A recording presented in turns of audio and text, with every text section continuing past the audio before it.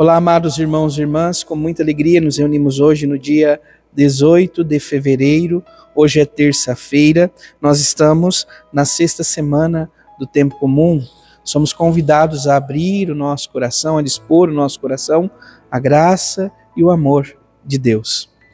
Eu convido você, amado irmão, amada irmã, que está chegando agora ao canal do YouTube de nossa paróquia, a se inscrever, a deixar o seu like, o seu comentário, a compartilhar esse vídeo com alguém que você conheça, para que o Evangelho de nosso Senhor Jesus Cristo alcance mais corações. Iniciemos este momento em nome do Pai, do Filho e do Espírito Santo.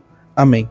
A graça e a paz de nosso Senhor Jesus Cristo, o amor do Pai e a comunhão do Espírito Santo esteja sempre convosco. Bendito seja Deus que nos reuniu no amor de Cristo. O Evangelho de hoje, amados irmãos e irmãs, se encontra em São Marcos, capítulo 8, versículos de 14 a 21. O Senhor esteja convosco, Ele está no meio de nós. Proclamação do Evangelho de Jesus Cristo segundo Marcos. Glória a vós, Senhor. Naquele tempo, os discípulos tinham se esquecido de levar pães. Tinham consigo na barca apenas um pão. Então Jesus os advertiu: prestai atenção e tomai cuidado com o fermento dos fariseus e com o fermento de Herodes. Os discípulos diziam entre si: é porque não temos pão? Mas Jesus percebeu e perguntou-lhes: por que discutis sobre a falta de pão? Ainda não entendeis, nem compreendeis? Vós tendes o coração endurecido? Tendo olhos, vós não vedes, e tendo ouvidos, não ouvis? Não vos lembrais de quando reparti 5 pães para 5.000 pessoas? Quantos cestos vós recolheste cheios de pedaços? Eles responderam: 12. Jesus perguntou: e quando reparti 7 pães com 4.000 pessoas, quantos cestos vós recolhestes cheios de pedaços? Eles responderam: 7. Jesus disse: e vós ainda não compreendeis? Palavra da salvação. Glória a vós, Senhor. Amados irmãos e irmãs, a primeira leitura de hoje, sobretudo, do Gênesis capítulo 6, versículos de 5 a 8, depois capítulo 7, versículo de 1 a 5 e versículo 10, nos narra, sobretudo, o momento ou a história de Noé, este homem justo aos olhos de Deus, que procura fazer a vontade de Deus. Um Senhor, Deus da vida, que, como dói sobretudo essa expressão da palavra de Deus, o Senhor arrependeu-se de ter feito o homem na terra e ficou com o coração muito magoado e disse: vou exterminar da face da terra o homem que criei, e com ele os animais, os répteis e todas as aves do céu, pois estou arrependido de os ter feito. Então, olha, como isso é doloroso pensar isto. Um Deus que tanto nos ama, chegar ao ponto de se magoar, de se arrepender de nos ter feito. A iniquidade cresceu ao tal ponto, amados irmãos e irmãs, que era inconcebível manter da forma que estava. Deus encontra um homem justo, o nome dele é Noé. Ele encontrou graças aos olhos de Deus e o Senhor diz a Noé: entra na arca com toda a tua família, pois tu és o único homem justo que vejo no meio desta geração. Oxalá também possamos ouvir isso de Deus. Eu vejo em você, amado filho, amada filha, os únicos justos em meio a esta grande geração injusta. Então, amados irmãos e irmãs, o pecado começa a alastrar o mundo e, sobretudo, diante desta ocasião, vai comprometendo a bondade da criação realizada por Deus. Então nós fomos criados para o bem, para a bondade e não para a maldade. Então corromper-se essa realidade é ir comprometendo a bondade da criação. O Senhor nos fez para o bem, não para o mal. Depois do pecado de Adão e Eva, vem o de Caim e dos filhos de Deus, provavelmente outros seres humanos, não anjos, né, nesse contexto. Então, dentro desse contexto, Deus chega a uma dolorosa conclusão. Arrependeu-se de ter criado o homem, o ser humano, sobre a terra. Ele chegou a esse ponto de se arrepender.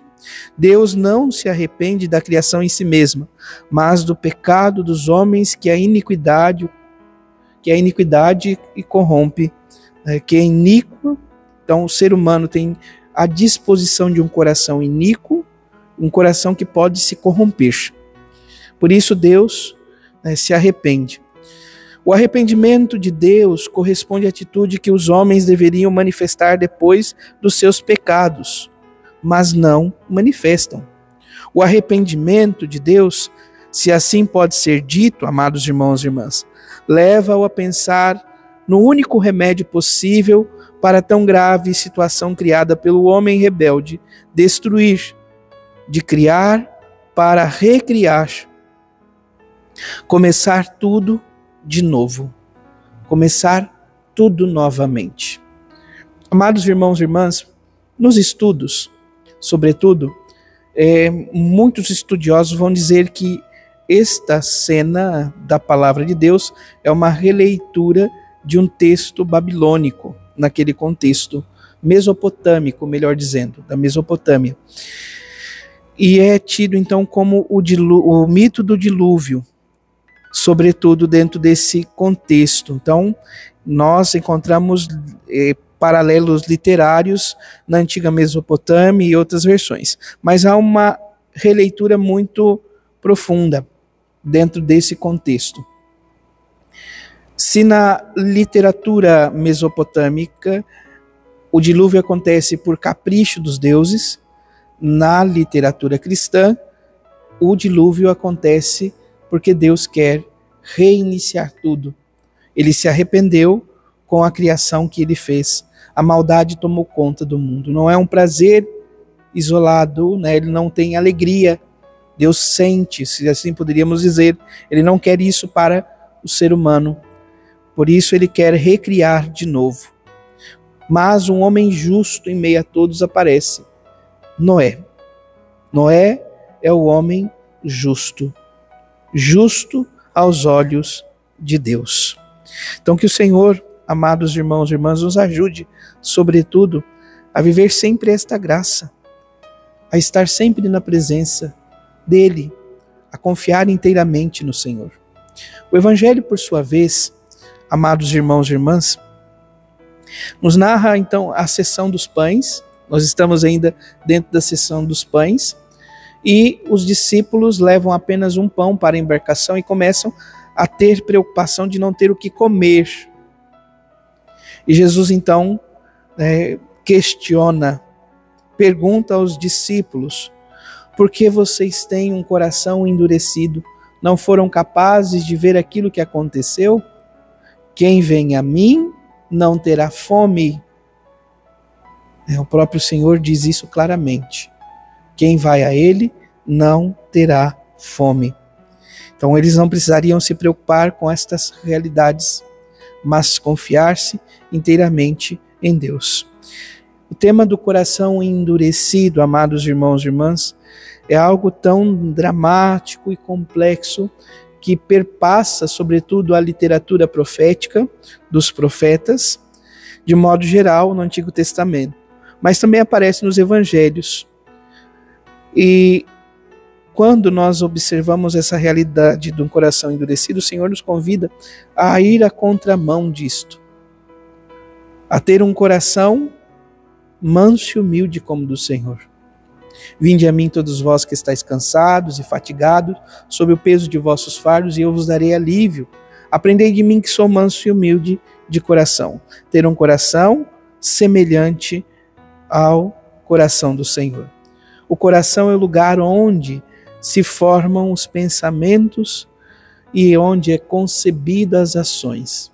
Então poderíamos dizer, na compreensão bíblica, sobretudo o coração seria a nossa consciência. Ao iniciar, sobretudo, amados irmãos e irmãs, o relato de dilúvio, o autor sagrado coloca logo qual é o motivo da desgraça, o porquê vai destruir. O Senhor reconheceu que a maldade dos homens era grande na terra e que todos os pensamentos e desejos tinham sempre unicamente a propensão para o mal, voltar-se para o mal. Então, esta maldade que perpassa, que aparece, que vem para destruir, o Senhor quer que possamos estar sempre junto dele. Então, Jesus é o pão vivo descido dos céus, que veio ao nosso encontro, que veio nos dar vida, que veio para que nós possamos estar em sua presença e confiar em seu amor.